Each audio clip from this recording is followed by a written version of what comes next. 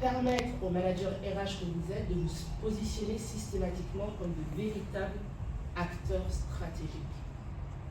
Est-ce qu'aujourd'hui, vous avez le sentiment, lorsqu'il y a une décision importante qui doit se prendre au sein de l'entreprise, qu'on vous informe?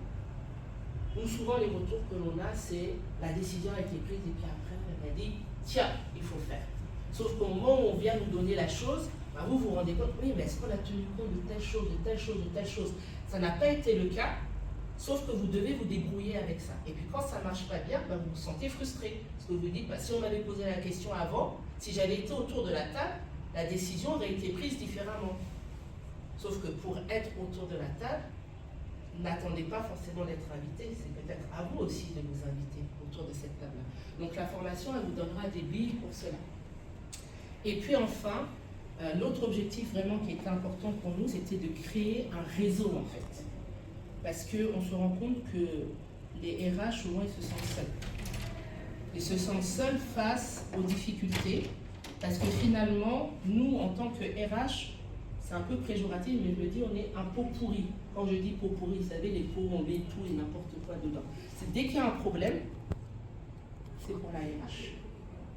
Donc, parfois, on a les solutions, mais souvent, on se demande comment on va gérer cette situation.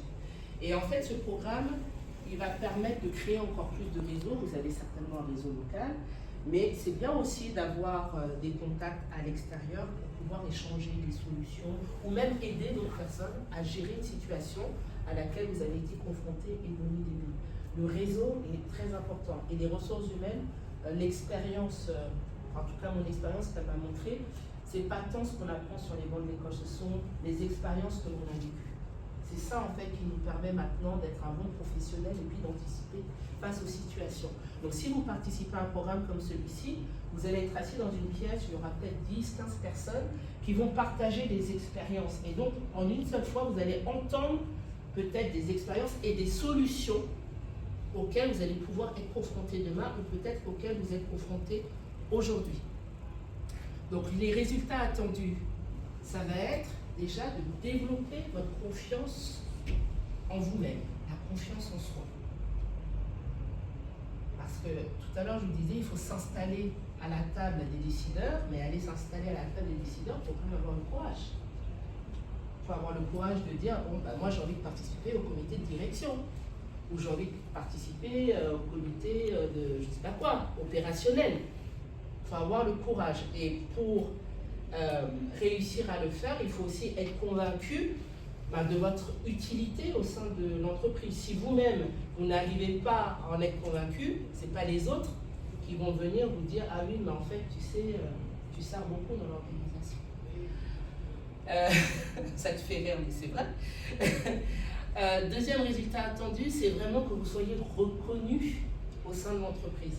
Moi, je sais, mes premiers jobs de responsable RH, j'étais jeune, j'avais pas 30 ans. J'avais pas 30 ans, mais j'ai eu l'occasion d'avoir ces responsabilités-là. Et c'est vrai que quand je commençais, je me disais, bon, comment je vais faire pour qu'on m'entende, pour qu'on me prenne au sérieux? Bon, j'ai essayé de rester concentré et de vraiment me fixer des objectifs et surtout de ne pas me démonter, même lorsque j'étais très stressée.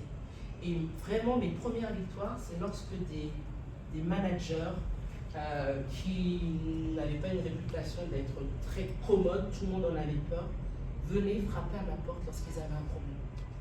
À partir du moment où ça arrivait, je me suis dit, bon d'accord, là on prend en considération mon rôle au sein de l'entreprise. Mais ça, pourquoi ça a fonctionné? C'est parce qu'il y a eu quelques situations où on m'a dit, tu le vires. Alors, comment vous dire? D'accord, mais non, c'est pas possible. Je veux rien savoir, tu le vires. Il dit d'accord, mais si vous le faites, voilà, là, là. Donc vous voyez, bon après je dis pas que je suis sorti faire la guerre, c'est pas ça, mais en tout cas, c'est exprimer son avis, être capable d'exprimer son avis. Après, on suit ou on ne suit pas. En tout cas, bon, écoutez, moi je sais que si vous faites comme ça, il y a un risque. Il vaudrait mieux le faire comme ça. Voilà les options. Voilà. Et en fait, je pense que c'est ça qui a plu. Et au fur et à mesure, eh bien, on m'invitait. Et j'ai fini par faire partie des comités opérationnels. Et on commençait, écoutez, bon, n'écoutez pas toujours mon avis, hein, ça je vous le dis, ça c'est clair. Mais il ne faut pas être frustré de ça. C'est pas parce qu'on n'écoute pas votre avis que vous n'êtes pas important. Mais en tout cas, on entend et puis surtout on a prévenu. Donc demain, on ne dira pas que fait la RH. D'accord? Donc c'est important.